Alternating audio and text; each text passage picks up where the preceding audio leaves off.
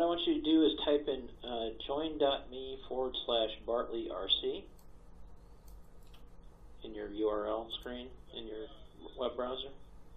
Okay, give me just a second.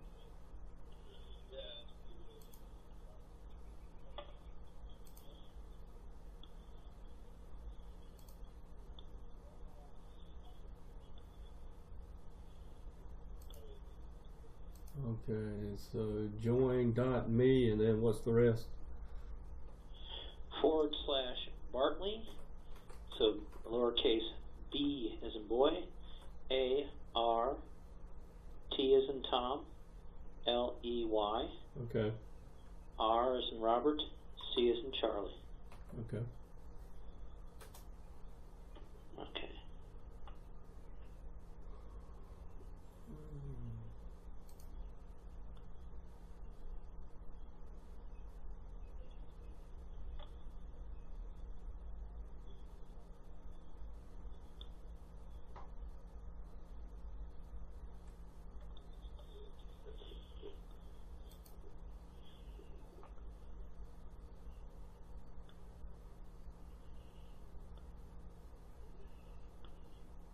Okay. Now, are you able to join the meeting? Yes. Okay, here we go. Allow. Perfect. I got you on now. Now you should be able to see a little bit of my screen right now. Yes. Okay, just a second.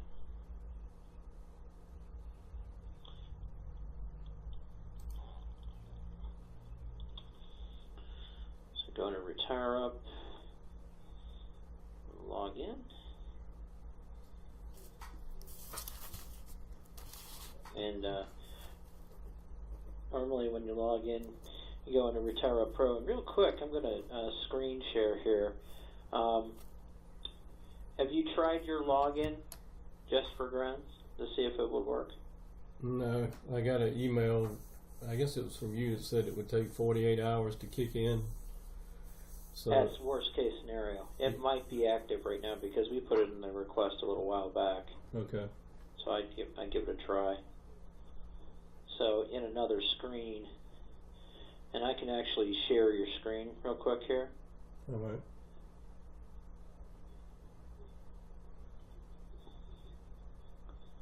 So I'm gonna request mouse control real quick here.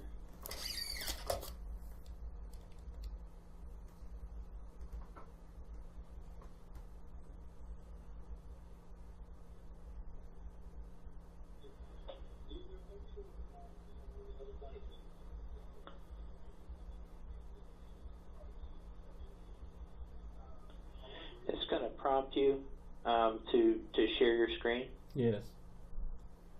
Okay. It says to share your screen, you need a desktop app. Okay. Does it allow you to click on something in order to get it? Download. Okay. Yeah, just follow the instructions that pop up. Well, it's not doing anything when I click on download. Now they should have a little bit of, at the maybe lower right corner, do you see an executable file, like an .exe file that came up?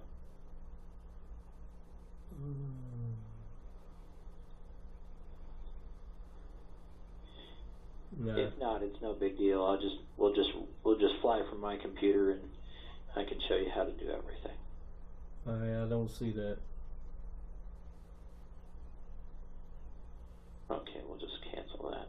All right, so you still see my screen, correct? Yes. Okay.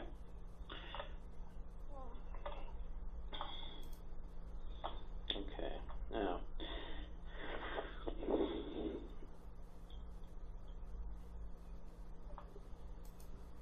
Just fix a few things real quick here.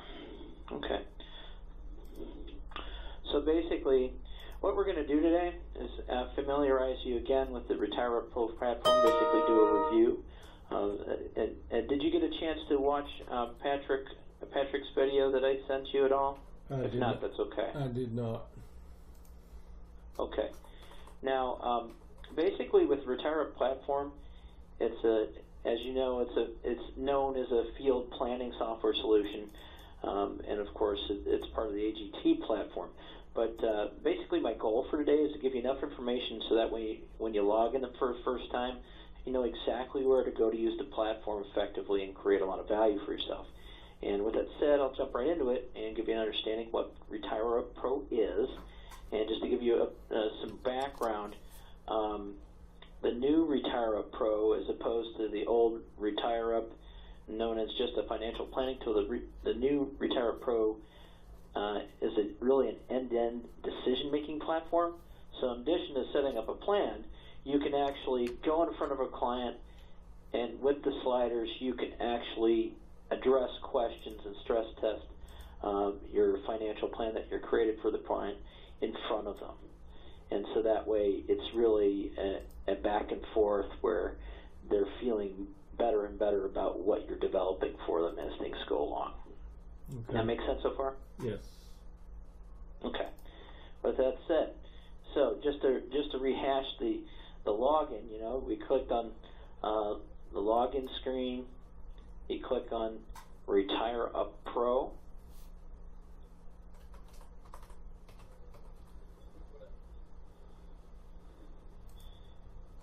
You typed in your login, and we'll go into here real quick here. So if you notice, you have your name at the top here. You know, this is me, so I go into my account. So I've got my account information. You can change your password. You can email it. You can control the email notifications that you get from RetireUP if you want the new features and updates, or monthly newsletter, weekly summary, and access to contact RetireUP if you need to. So if you wanted to change my password, you just type in current password, new password, confirm password, and then hit save password. That's how you change your password. If you ever have a problem with that, I can always do a join me with you and help you with that. Okay. Okay. Let me mention one thing to you. I just went on and opened up another browser and tried to get on with my user ID password. Mm-hmm. And a window comes up that says your free trial has ended, and it wants me to pick a subscription. Okay. And you paid. Yes. Let's see here. Now, what are the options that are before you? Pay monthly, pay annually, and provide your credit card information to purchase. Okay. Okay, so that it's not been updated yet. Okay. Okay. So as I said, they're working on that. All right. So I wouldn't do anything just yet until we get a response. Okay. All right. So yeah, it's just not set up yet. Okay. Now, so first, you know, in your account screen, so you've got my account, my company. So, you know, you've got your company information that you can add in there. Street address, save company information. If you want to upload a company logo, you can just go in and browse, put in a PDF, you know, like a PNG or something like that. Any type of visual file that you want to put in there as a company logo and add it. And you just click on Save Company Information, and then basically, if it'll show your hierarchy of your RetireUP partners that you're affiliated with, and it'll show Simplicity Financial Marketing Approved. And if your company is an RIA, you can. Yes. It is. Yes. Okay. You can use RetireUP to fill out your RIA forms. Okay. And so they'll do that. RetireUP will do that custom with you. Okay. So you just put in your, you know, best person, contact, etc., and phone number, best time to call, and they'll add that. Then you click on users. So basically, you might, if you have a user screen, you probably have permissions as an admin, and so that way you can add a staff member or a financial advisor. You can control how you see that. All right. Okay. So that allows you to get. Now, there's one thing about this.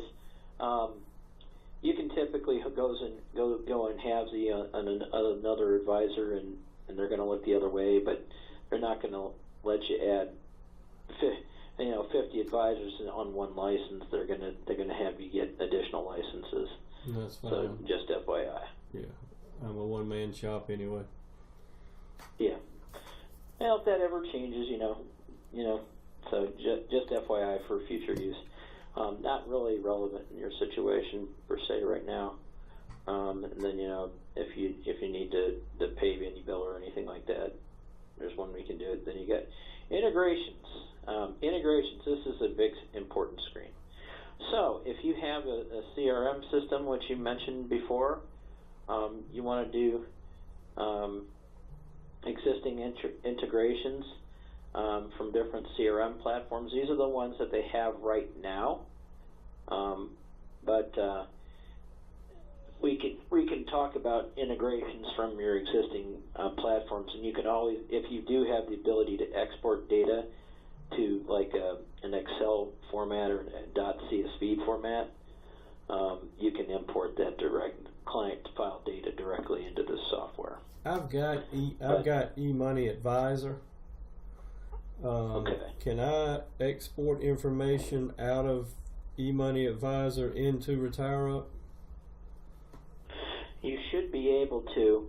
I know they're working on an integration. You can actually request an integration. So if you don't see it, basically eMoney is a lot like these other platforms in that typically they have what's called an API file, and the API file basically allows eMoney to communicate with another software. Okay. And so the developers can get with you on that in order to work on the integration. So these are the integrations they have right now. So they've got Salesforce, they've got Riskalyze, they've got Redtail. But as far as downloading information from your current eMoney platform, if you can export files into Excel or under a .csv format, you can import the data immediately. Doing an API format, we need to talk to Patrick Kelly and crew to make that happen for you. It might take a little longer. Well, I don't know if eMoney, I don't know that they'll allow me to do that, to be honest with you, because, well, maybe they do. But what I'm looking to do is I know they're working on that integration. That's on their list. Well, what I'm planning on doing is getting rid of eMoney and just using the integrations on RetireUP is what I'm looking to do. Okay. So. Well, what I'll do is I'll probably get you on a conference call with Patrick Kelly and see and their IT staff and see what we can do to help you on eMoney. But that's gonna be a need to be a custom request and integration. So that's where we'd hit that button and put in the request. So if you click on request and integration, click on allow, and then sends hello@retireup.com. You send an email over there. But you won't need to do that. We'll actually request directly, since eMoney is on our radar for a lot of our agents too. Okay. Okay. But just to give you an idea, though, if you had a Redtail account, and I don't have a Redtail account, but basically you just click on that, put your username and password, hit connect, and then you'd be allowed to import the data. Okay. Okay, and then so that takes care of basic account management. Does any pressing questions so far on that? I'm assuming that with TD Ameritrade and Charles Schwab, that there's no problem with integrating those accounts with RetireUp.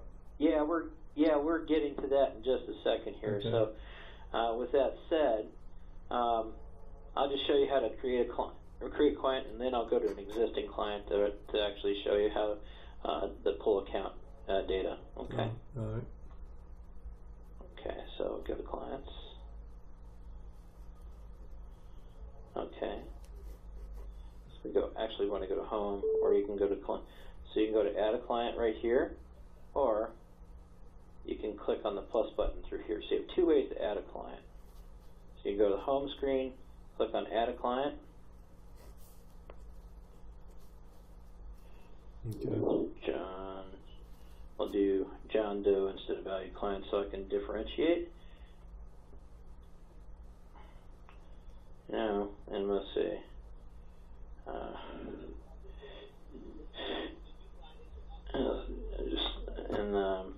I'll put your email address in here real quick.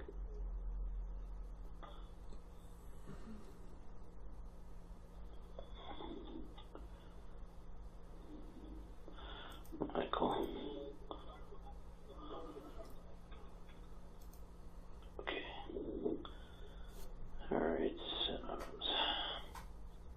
But I'm going to put your inbox in here because I want to show you the fact finder that you can send out to clients. Okay. Okay.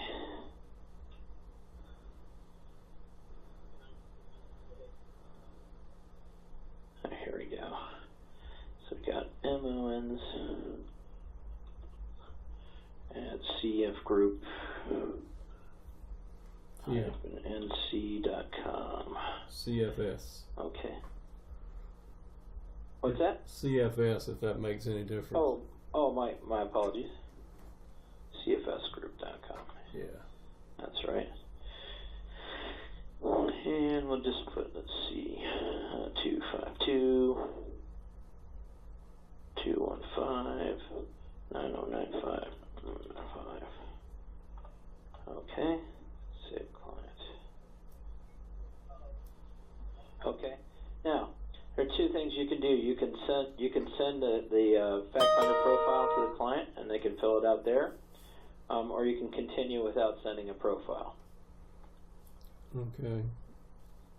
So, if I hit send, it'll shoot you this.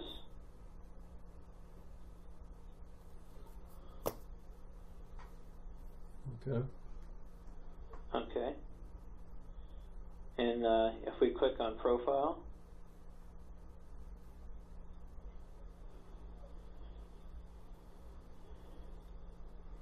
so I can either send it. I can either send it to the client for he or she to complete the profile, or I can do it myself. That's right. Okay. And you can resend it to her if she's like, I didn't get that, you know. And you can put in all the information in there. So this is just a general profile, some personal detail, and we'll just put a random date in here.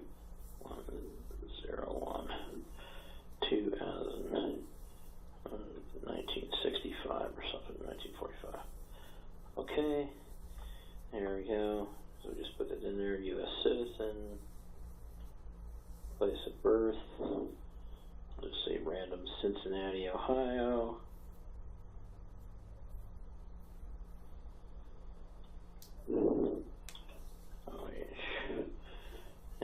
And you could put, if you want to verify ID, you would put that in there.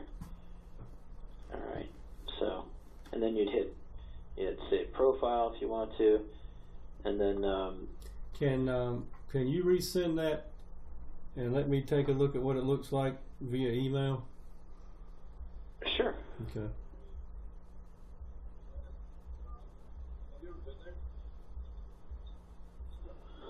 Okay, I'll take a look at it later. Okay, so I've actually sent it to you twice there. Oh, you did? Okay, I'm sorry. Yeah.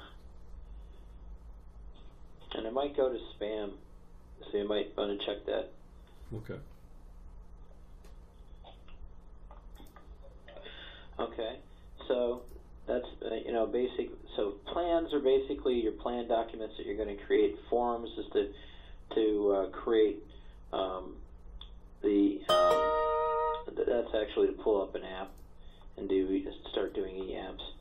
Then we've got family, so if you want to add a family member, let's say Mrs. Doe, and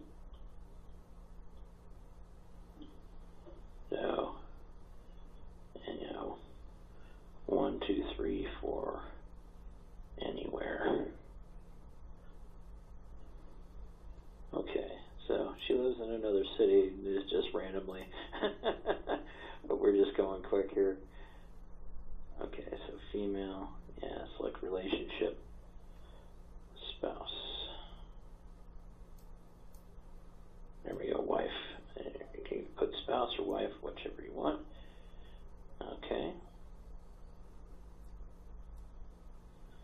Okay. All right, and if you want to add more family members, add the children, you can add that. Child. Doe.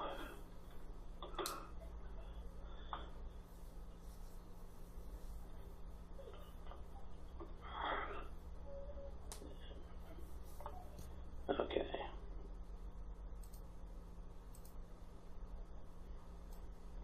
Son.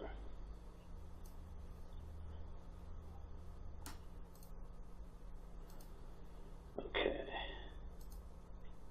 All right, that way you can enter beneficiaries and things of that nature. And then if you have accounts, so you want to import accounts, this is the important thing. And so if you want to learn about what are accounts, this is basically allows you to pull in things. So this is what specifically in RetireUP speak is called the Quovo account aggregator. And so this allows you to download. And you can see what my client actually received, send a client request, they'll get a URL, and clicking the request link, you can actually send an accounts request. So that way they can import the accounts by just putting in their login username and password. So, for example, or you can send a request to the client, and they can put it in, or you can add it yourself. So we want to add an account, for example. Okay. So we want to activate accounts for this client. So let's activate the accounts feature. Now I've got a. For some reason they've changed this, but basically when it's activated, you can go in and you can select, for example, Wells Fargo, and click on activate. And if you go to the video, in the first third of the video that I sent you from Patrick, it will actually show you how to add these aggregates. Unfortunately, they messed with my permissions and my login. Now they're saying, okay, activate for $50 a month. So I got to talk to them about that. I just got that this morning. So well, let me ask you this then. So will I have to add each account, whether it's at TD or Schwab? Will I have to add each account, or will it pick up all accounts? It should pick up all accounts where I've actually gone in. TD or Schwab, if they have a login, it allows you to import them all. And also, you can cheat and import them by it. So if you have reports to like comma separated values or .csv as well, Excel files, you can also do it that way too.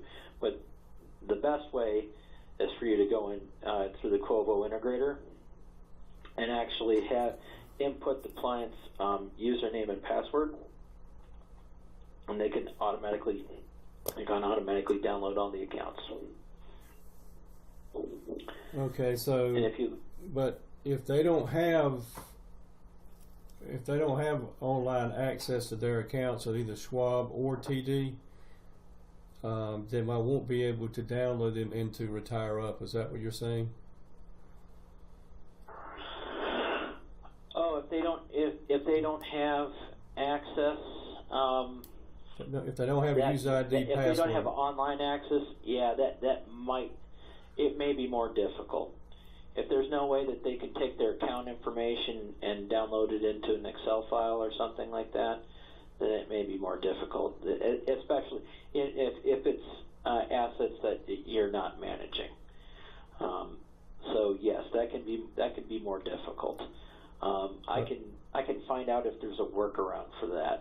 I'm specifically if they get. I'm specifically talking about the TD Ameritrade and Schwab accounts. I will find out for you on how to download TD and Schwab accounts for folks that do not have online access, if that is possible. That's correct, because I don't know. I've got some older clients who don't want to go on Schwab and have online access. So I know with eMoney Advisor, I know there's a way there that they don't have to have, online login info. I can actually go in and pull the account from Schwab into eMoney. It's kind of like a feed. I will find out precisely how to do that if it's possible. And I think it is, but I'll confirm. Okay. Because normally they're just putting in, if you watch the video, they're normally putting in the client's username and password they're electing TD Ameritrade or Schwab, putting the client's username and password, and then importing the files.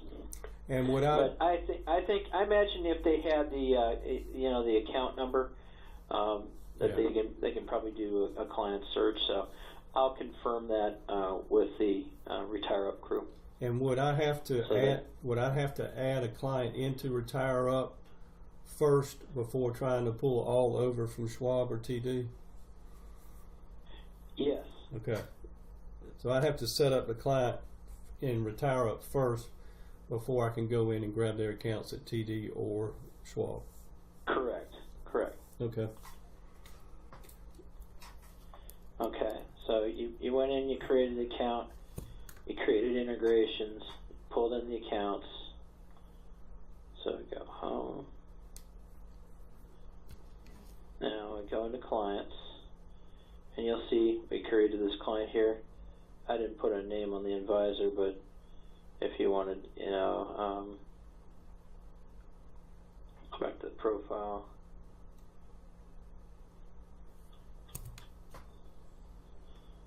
Okay. Family accounts.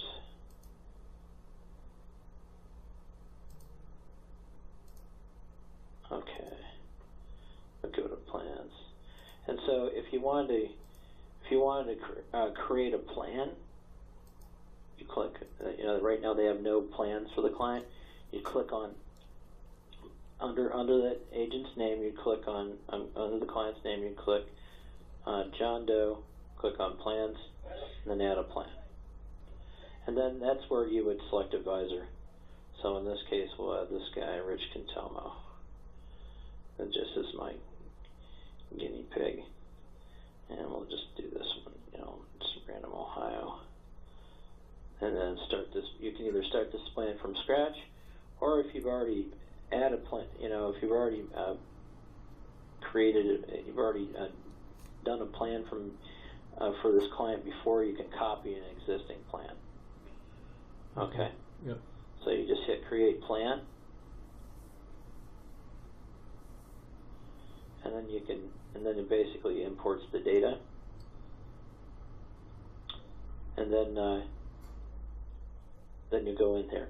Now, for purposes of speed here, I'm going to go out of this plan and into a plan that I pre-created, so that way we can see how things look. All right. Will that make sense for you? Yes. Okay. So we'll just get out of this one.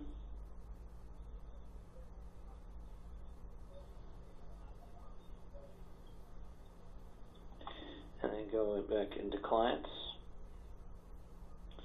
I'll go to my most recent plan. Okay, this one's for valued client. And when you see the plans come up, I named the plan. You click on it, so you're like, okay, how do I name a plan? This plan's complete. Okay, just to fix that up. So we go to info. So I've entered in all their data. You can just see, so that they have a spouse or partner, yes. Birth dates, entered in, so I entered in his salary and her salary. So this info here, this is pre-retirement information, okay? All right. And that's both. And I do basically both the before and after draft. So I'm going to get out of the after because that's my presentation. So typically I start with a draft, and you can. This is when I'm gathering the information and create a new draft. It'll say new draft instead of before, and then to name it, I type in before right there. Okay. Okay. So if I wanted to change that, I just change it. Okay. Now it's before. All right. So this will say new draft, and then you go in and name it. Name it before. Basic client information. And this is all pre-retirement info. Do you have dependents? In this case, for ease, I put no. But if you want to add dependents, you can. Just add first name, last name, their age, and you can add another dependent. Okay? All right. All right. Then this is one of the important things is the retire and end year. Retire and end year. So initially they thought that they'd retire. This is before you make a plan, because you might tweak when they want to retire in the plan. So in the before scenario, they think he thinks he's going to retire at 66 and live to be 97, and she thinks that she's going to retire at 65, and she might live to be 100. They're planning long term. Okay. Mm-hmm. There's some longevity in the family, so you can completely tweak that. And you could put in, for example, 84 for a female and 80 years old for a male, and be closer with Bureau of Labor Statistics data if you want to. And then, of course, so once we go to info, we go to sources. That makes sense? So we were on info, now we're in sources. So now the income in sources is post-retirement income. Okay? So you got Social Security income that I entered. So how did I enter that? Well, I created a new income source. I put in, valued Social Security. I typed that in, and I select as annual income. That way it matches I try and do the incomes as annual income, so that way the illustration output matches what I would actually illustrate in a product illustration, which is typically annual. Make sense so far? Yes. Okay. But if you need to communicate, so you hit the quick calc, you can do your Social Security online. So, the monthly income, they wanted to do annual, so monthly was $28.69. And the reason why they did the quick calc is this: you wouldn't type in this $25,896. They look at the $80,000 as their pre-retirement income, and you click on click calc, and takes the $80,000 and computes what based on the last 35 years of income, what their estimates would be at age, and turning on income at 66 in today's dollars. And you click on run estimate, and you can see that would update that. So you just hit quick calc, today's dollars, inflated future dollars. So you need so that's assuming a COLA. So put in today's dollars. Make sense? Okay. So that's their Social Security benefit. All right. Or you could just pull it right off of their Social Security statements, if they have those. Actually, you don't even need to do that. It just pulls it off their income and computes it for them. But you could input, and so you could change this to 25,000 if you want to. Or you could pull it right off the Social Security statement if you wanted to, or you could do the quick calc. Okay. And you could estimate their Social Security. So there's two ways you can do it. You can either look at their Social Security statements for most accuracy and hand input it, And then in that case, you just put it on monthly, and then you'd put in, say, like $2,500 a month from their, you know, if you computed their benefit at full retirement age. Okay. That's all. All right, so let's quick count, 80,000 run estimate. Okay. And this is assuming, you know, an annual COLA, and you want to check the CPIW to get the precise amount, but we put in approximately 2.5% for a COLA. And it's CPIW, not the CPIU that's used for Social Security, as you probably well know. But you know, we put in 2.5. Okay. But you can play with that if you want to do different assumptions, because we don't always know exactly what's going to change. But right now, CPIW is the one that you would want to plug in. Okay. And you know, ends at never, or you could say ends at age X, you know. Okay. Okay. And then say I wanted to add an income source, and I basically inputted all these by clicking add an income source, selecting the person, selecting the type of income, you know, so that pension, rental, Social Security, and let's see, other, you know, then you can put annual income, 1,500. Retirement, never. Income is tax exempt, no. Or say it was, you know, an income stream from an IUL that was tax exempt, then you could put that if you wanted to. Okay. But let's put that in there, and then I'll just delete that, because I don't want to create it. But do you understand how to add an income source now? Does that make sense so far? Yes. Okay. And you understand how to add a random, you know, other income stream if you wanted to? Yes. Okay, good. And remember, in sources, this is all post-retirement income. Okay. If you want to change their working income, you go back to info. Okay. Because what will happen if you add the easy mistake is to enter their current working income both in info and then in income under sources, and they'll get duplicate records and they'll add it up twice and be like, where's this extra income coming from? So, all right. Okay. And then assets, basically the same process. You go in, you click on add an asset, tax status, owner, account type, go in and select account, and account type, asset type. You know, if it's an investment account, so stocks, mutual funds,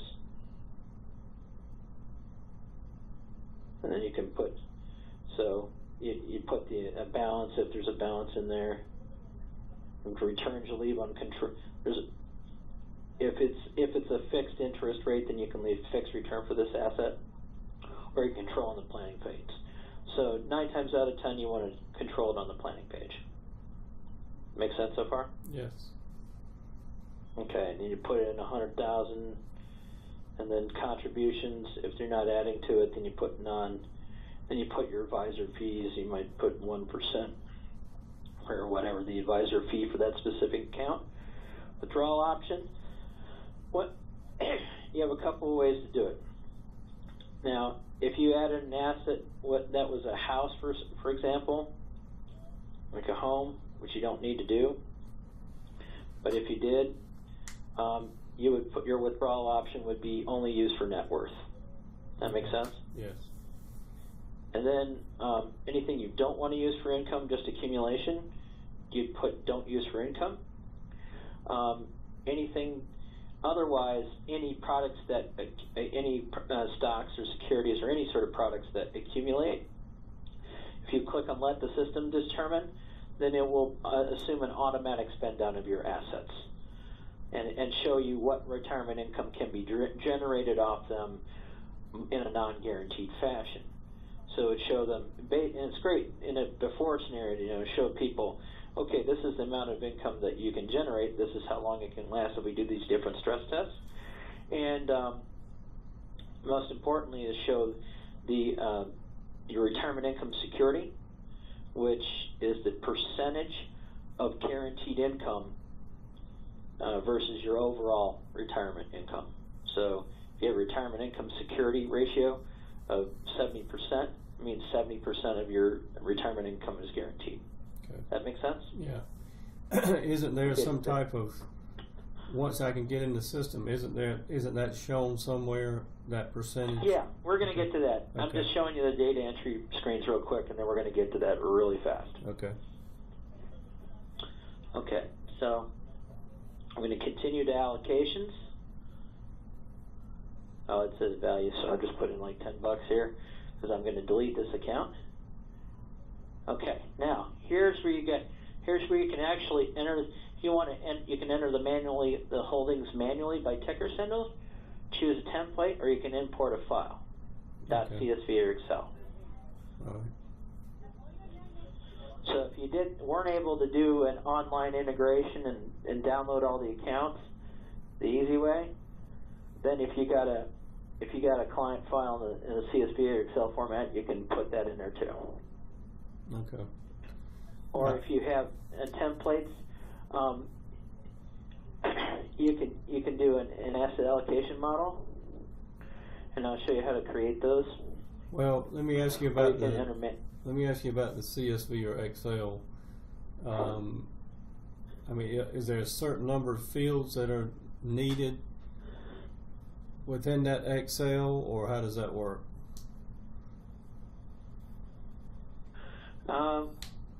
Let's see. Like, for instance, first name, last name, and then account value, cash, things like that. I'll get a list from RetireUP as far as what values they want you to tag it under. Okay. So I'll get a complete list on that. That way, yeah, because I know that can get pretty finicky. Yeah. And a lot of CSVs are, they have varying amounts of data. So basically, so if you click on this, you can just drag and drop a file. Okay. I'll just for, let's see. Yeah, I'm going to see what happens if it puts in bad data. So this will be something that's totally, yeah, so see tickers, so at times use formula to map the detected column headers to correctly identify the data. Okay. Okay, so it's going to, yeah, so see, it's got all these things. So it's going to, so it says, okay, which of these column headers has the ticker symbol listed? So they want ticker symbol, and then name of the security and the amount. That's the data that they want. So they want ticker symbol, name of the security, and the amount in it. Okay. So that's actually pretty easy. Okay. But it helps you if you have something that's a different column header. It allows you to assign that column header to the ticker symbol, assign another column header to the name, and another to the amount. So that's how you answer that question. That's real easy. Okay. Now, if you choose from a template, it has these random templates. So, for example, yeah, conservative plus, investment grade bond. Let's just select that. And basically, it's doing something very simple. Just aggregate bond iShares and then S&P 500 index. And if you want to add something to that, you can. How you would add a holding? Let's say, give me a random ticker symbol. Do FCX. FCX? Mm-hmm. Okay. Freeport McMoran. Okay. and we'll say $100.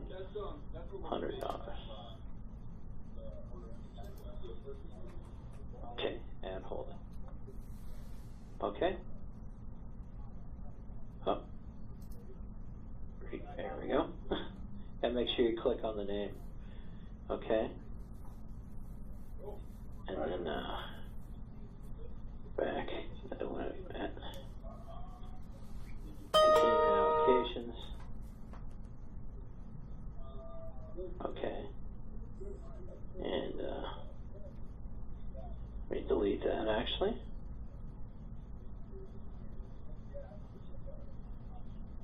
Okay. Now you got 200%, so it won't allow you to do that. So let's see. Holding. Yeah, let's see. I say you want to do like $1.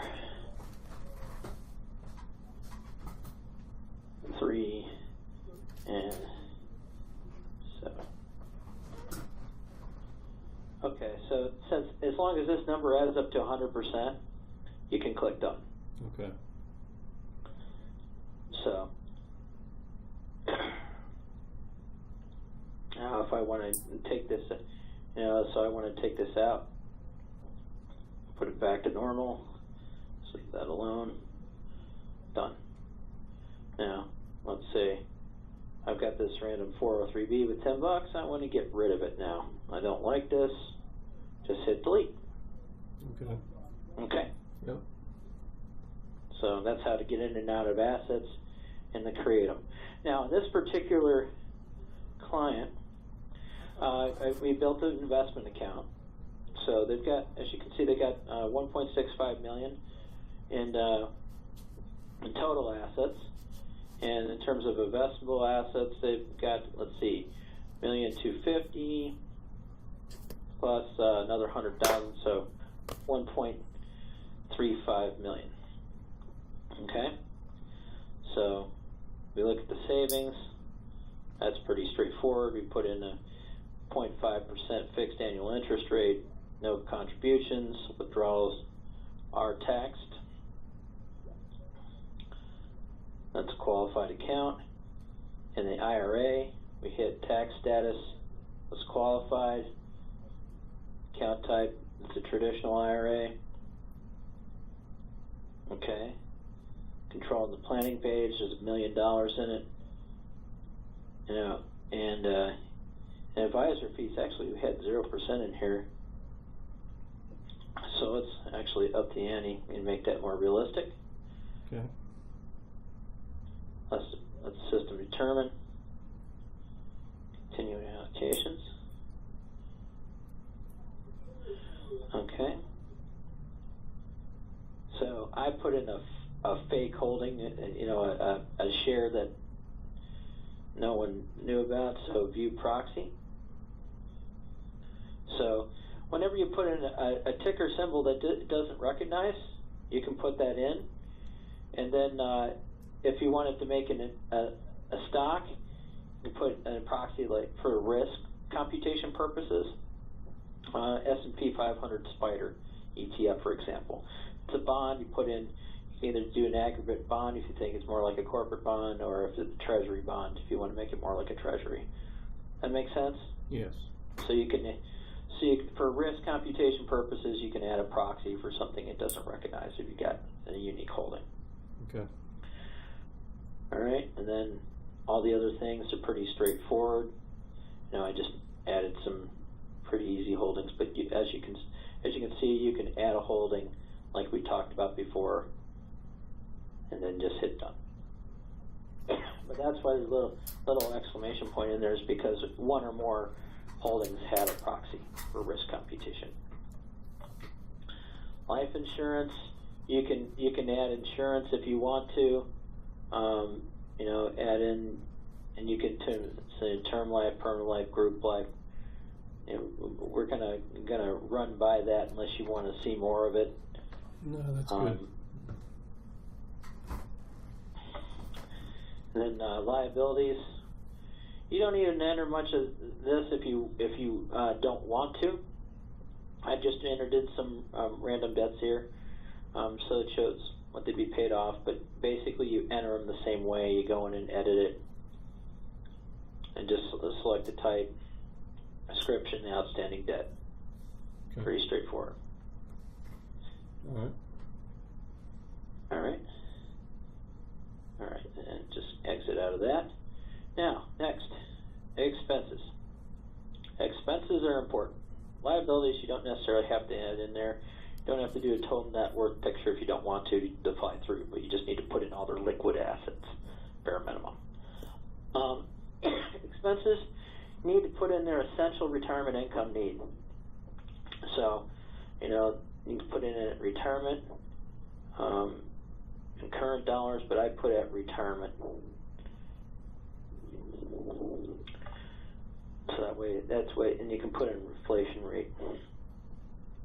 But if you wanted to put it in current dollars, see that 90,000 would be 124,066. Right. So put it at retirement, and you can change. You can play with this. You could reduce that to 2 to match the CPIU if you wanted to. Okay. Travel, we put it at 2.5, so just for grins we can put it at 2.5. And then so they've got, select another preset. So they've got education, wedding, travel, mortgage, vacation, home living, long-term care expenses, or other. Okay? Yep. You put in travel. Now, this one was an other. So I wanted it. So I typed in spoiling the grandkids. Okay. So all you would do is you go in here. So you want to. So if you want to add an expense, click on Add an Expense. And if you want it to be incorporated in the plan, you need to click this button to make sure it's essential. So non-essential is not going to include in the plan. Essential is included in the plan. Make all the reasonable living expenses essential so they show up in the plan. That's my take. Okay. Unless they think it's just frivolous, but otherwise, we want to be serious about what they're really going to spend. Make it essential. So put in something else. Other.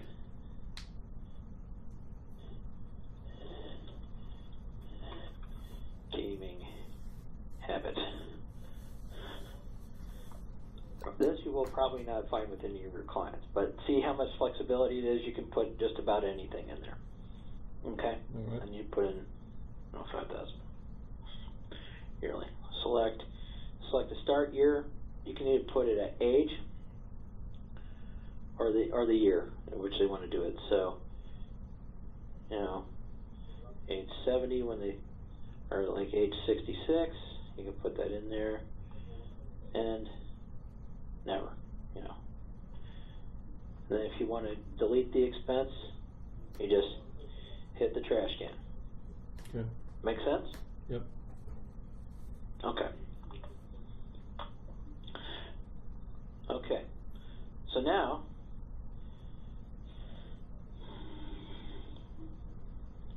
you can go two things. You can sell with this two ways. You can either go to portfolio and assess their risk tolerance. So this is the 20,000 foot view using 20-year historical. So you want to say, okay, this is your risk. This is the risk you have. Proceed to detail view. If you want, you can show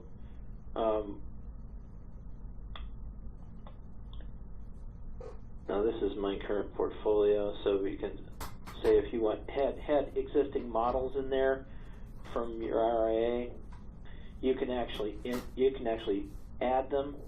I created some models here. Let's say we wanted to create a new model. So, we'll just say create model, and you can either enter it manually, or if you put it in an Excel file in that simple format of name, ticker symbol. So let's say we want to import from CSV. So if you have some what we call red money selections, you can drag and drop.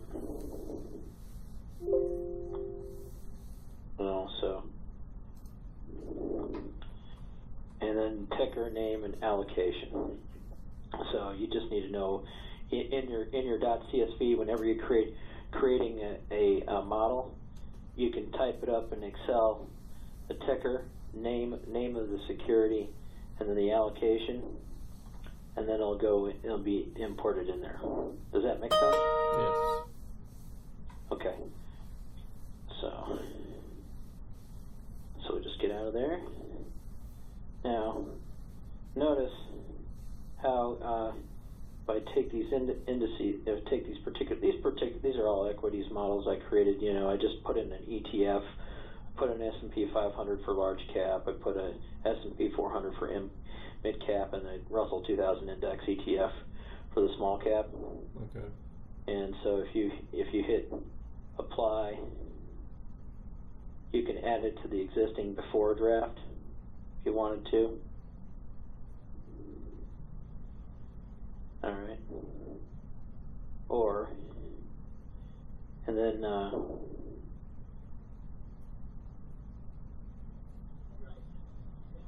if you wanted to put, and then if you wanted to continue manage models and actually go back here, back to simple view, see detail. If you wanted to get rid of it, you could remove model. Okay, so the current portfolio is what I had in there. So it shows a current risk value as a 49, and this is showing where they are right now. So where they are risk-wise, and then plan-wise, you click on the timeline. This shows where their income is. So you click on timeline. It's showing this is the retirement income. So, and you notice this kicks in at 70. This is their RMDs kicking in. Does that make sense? Yes. Okay, so you got your ordinary income. You take a hit. You start spend down. Then you got RMDs coming out from qualified plans. Then you're motoring along pretty well. And this is assuming, let's see, there's no annuity, so that won't make any change. And if you reinvest the surplus, it helps a little bit.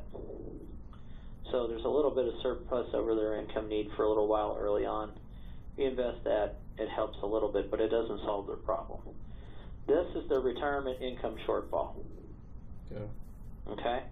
Now, what you typically do is at this point, you say, okay, this is where you are in terms of generating income. This is where you are. This is your retirement income shortfall. And then as far as risk is concerned, this is where your risk is. And we go back to simple view. Where do you think your risk tolerance is based on acceptable loss and acceptable gain? Now, in this case, they were like, okay, well, we don't want to lose more than 3%, and we don't want to gain, and in order to gain 8.8%. And so you can play with that with the client. Now, right now, their risk value is 49. They'd like to get this down to maybe a risk value of 12 if they still can and meet all their objectives. Okay. Now, it'll show, where they are. If they wanted to diversify, then this is where we would go and create a new draft. So if we wanted to create a new draft, you could do it that way, and just add things here. But actually, I'm sorry, we don't want to just create a randomly new draft because you'd have to enter all the data. So what we want to do is actually click on Before, so our draft that we already have, and click on Copy, and then copy it Before. Then you could name it after with Nationwide New Heights 9. I did. Okay. And so this could be a new draft. Okay, let's see. Oh wait, hold on a second. So we want to go back to Before. You want to go back to our copy of Before. Want to rename it, and we'll go to we'll name it after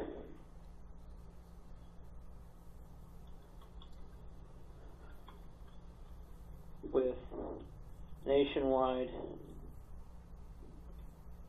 and Athene. Okay.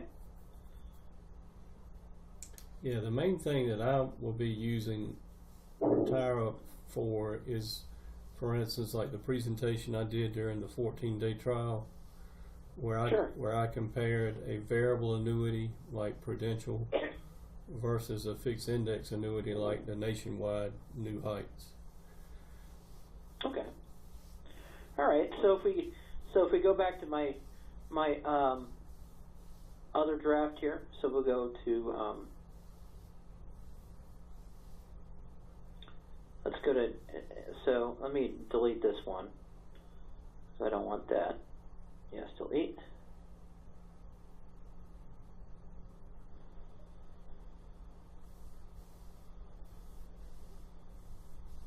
All right, let me just delete that.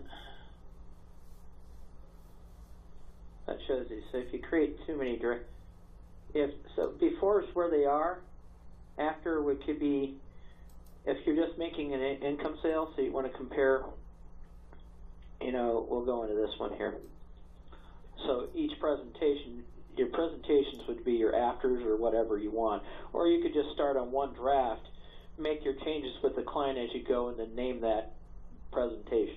You can do whatever you want. So you can just have one draft, or you can have a before draft with an after, or you can make it portfolio 1, portfolio 2. So you can say in my first recommendation, after with Nationwide New Heights, I'm just addressing my retirement income shortfall, and so in this case, let's say we had our sources. So our income. If we switch to Before and look at the same screen, but you got IRA as $1 million in the IRA in full investment account. So that for example would be your you could make that your variable annuity account, and you could add that as the account type. So in that case, in our after draft, what we did is we went to portfolio. Actually, we went to plan, and what we did is we wanted to find out, okay, how are we going to address this retirement income shortfall? And we hit Analyze, and this is where normally, if we copied this draft and made it after with New Heights 9, this would show 0 if you clicked on the Analyze button. And so you wouldn't have this necessarily guaranteed income. This is where you are existing, and then just increase the Nationwide New Heights 9. Now, if we wanted, but in order to get that, we didn't have it.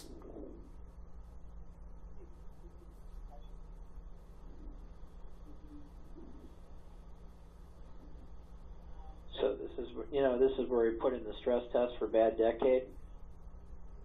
You could stress how your existing retirement was going to do, but you could do bad decade, no stress, 30% drop early on, and you could move that drop this way, and to show how it would affect 3 bad years, can move and see how it would affect, put back decade, and then go back to analyze. You know, and the reason why everything looked nice is because I left the nationwide new heights in. If I had it out, then you would have less income stream. I do the same stress tests. Do the same stress tests. 3% drop. 3 bad years. Move it around a little bit. Yeah. Bad decade. Move that around a little bit. So you can do the same stress test and notice that, man, I got this big retirement income shortfall.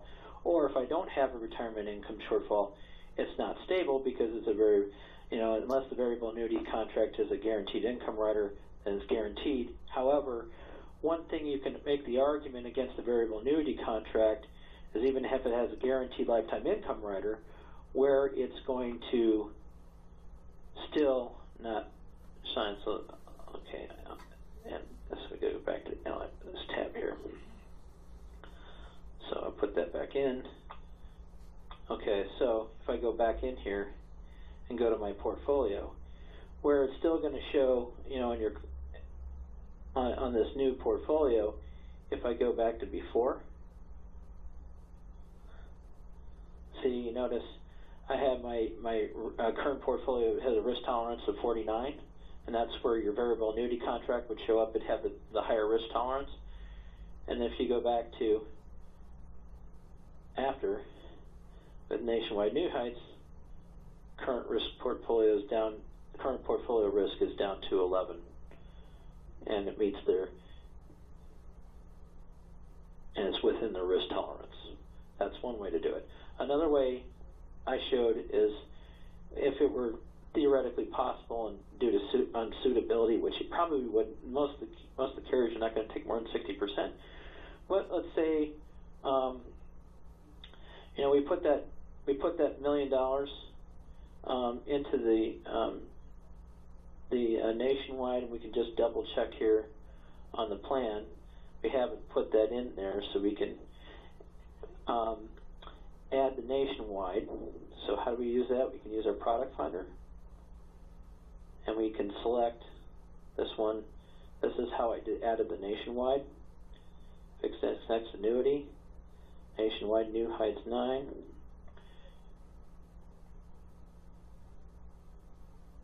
Or you can do that or the Zebra A. Those both look good. And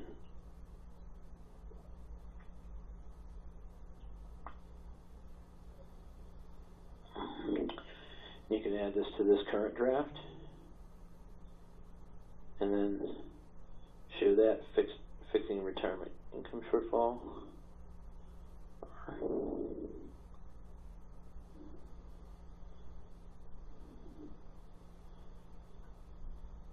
So it's helping one respect there. This is a little bit different financial plan. So if we started earlier, income starts at age, so 85, you can put that in there. This is one way you could do it. And then if you go to portfolio, you can diversify. Say I wanted to put Mrs. Ross IRA, and I wanted to do Athene VCA Elevate 12 for accumulation only. And do the Schiller Cape Index, or say I wanted to do the RPM Index because that's one's illustrating highest. Click on that.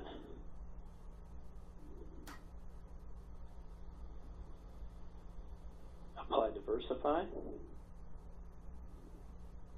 And we enter amount. And we get it right within our tolerance.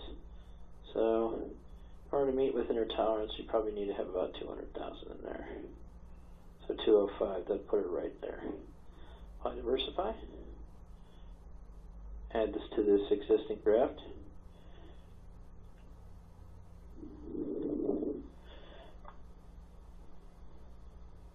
Now, I want to just go to my other draft here.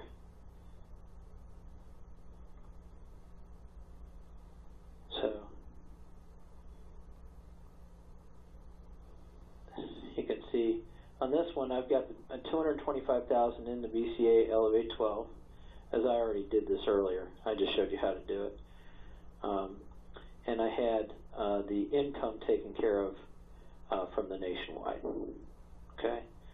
So if you have a variable annuity contract that you want to supplant and replace, you just put that in the before scenario, and then you take the assets and move it, and instead use that source of funds to put it in the Nationwide or the BCA, for example, or whatever FIA product that you pull up in the list. Does that make sense so far?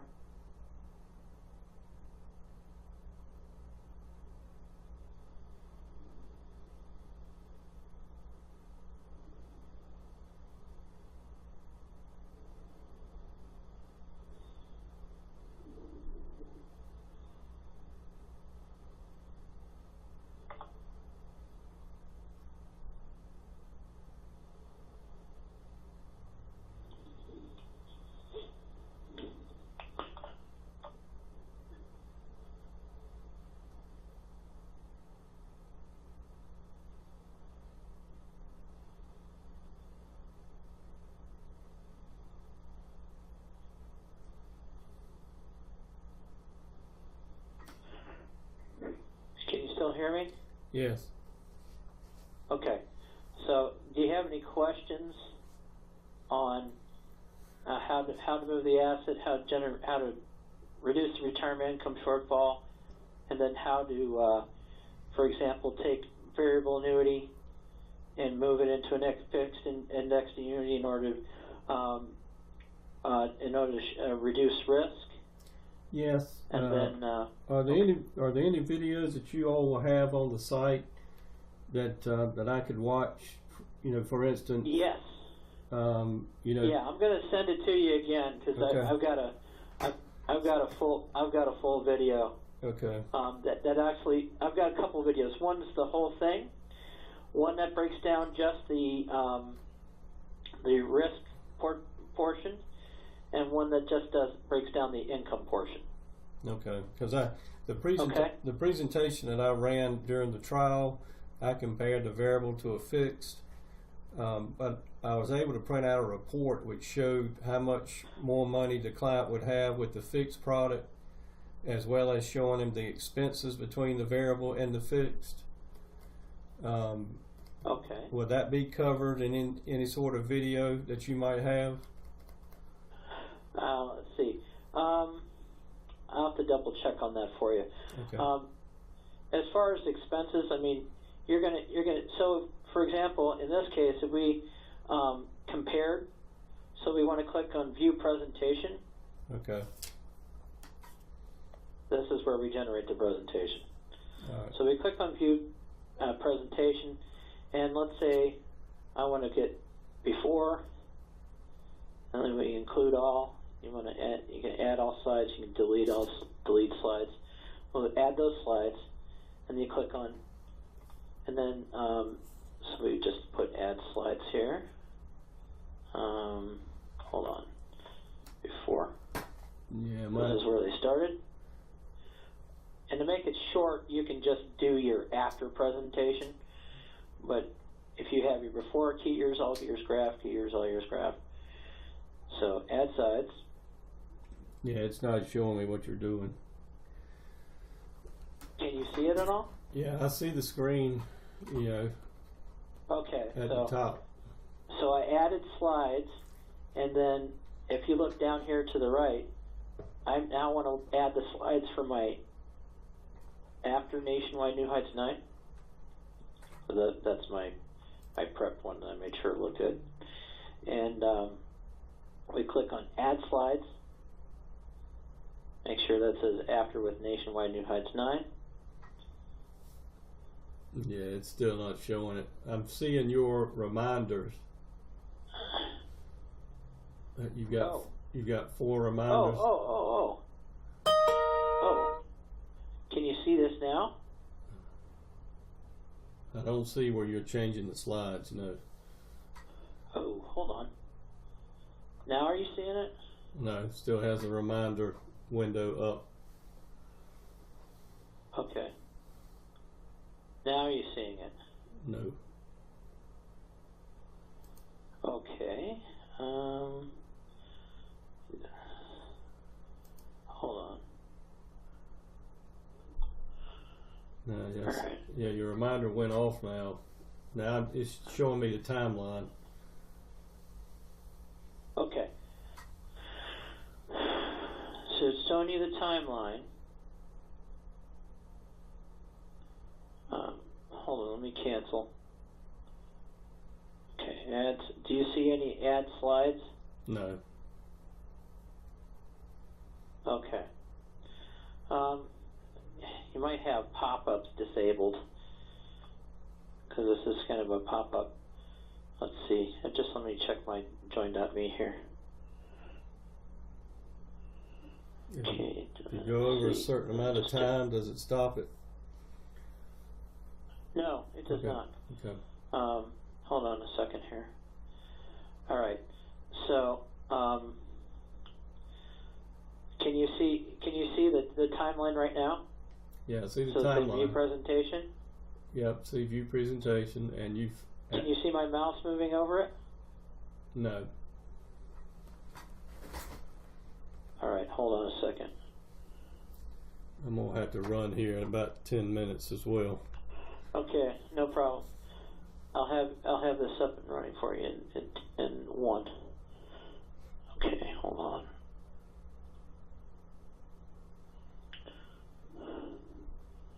Hold on.